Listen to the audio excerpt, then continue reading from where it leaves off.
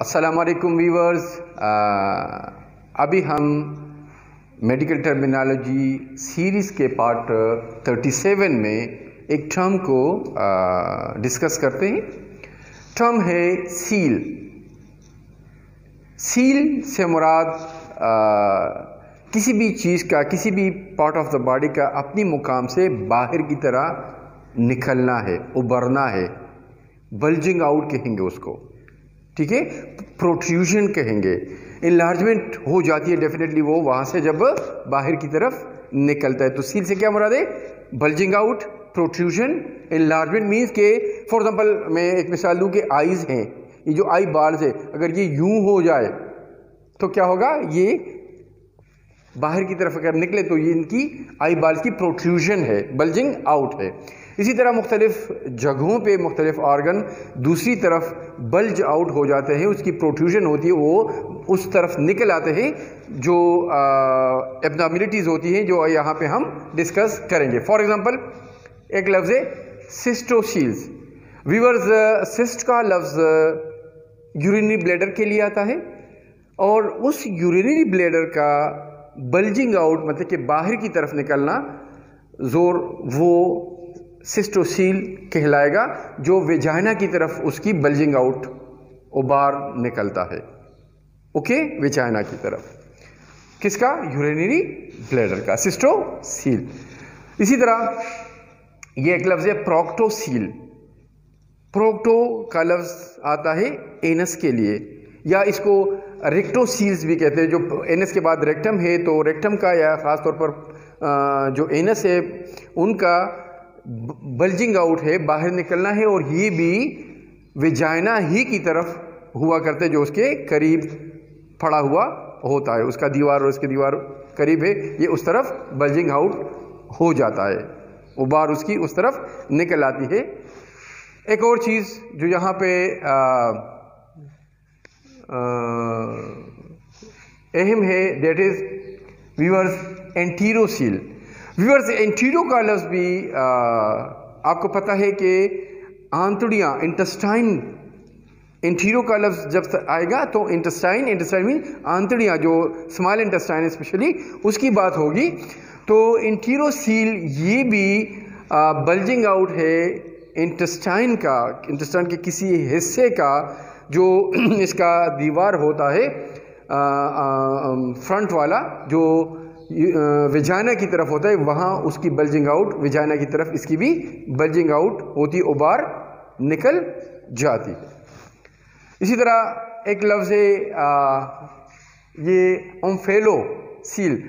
Viewers, اومفیلو کا لفظ جہاں کہیں بھی آئے گا تو اس سے مراد ہوگا امبلائکس، نیول ریجن۔ تو یہاں پر یہ جو ریجن ہے، جو امبلیکس والے ریجن ہے، جس کو ہم ناف کہتے ہیں، یہ اکثر بائی برتھ، یہ ڈیفیکٹ اکثر بائی برتھ ہوتا ہے، اور جو ناف ہے وہ باہر کی طرف نکلا ہوا تھا، کیونکہ اس کے پیچھے جو انٹسٹائن ہے وہ وہاں سے بلج آؤٹ ہو جاتی ہے، اور وہ جو ناف ہے، جو امبلیکس ہے، وہ باہر کی طرف ابھرا ہوا، نکلا ہوا ہوتا ہے۔ تو دیٹس ول کالڈ اومفیلو سیل۔ اسی طرح ویورز ایک اور لفظ ہے یہ یوریتروسیل۔ جو یوریترا ہے اس کی اسی قسم کی کنڈیشن کو یوریتروسیل کہلائے گا۔ اسی طرح ایک اور لفظ ہے ہائیڈروسیل۔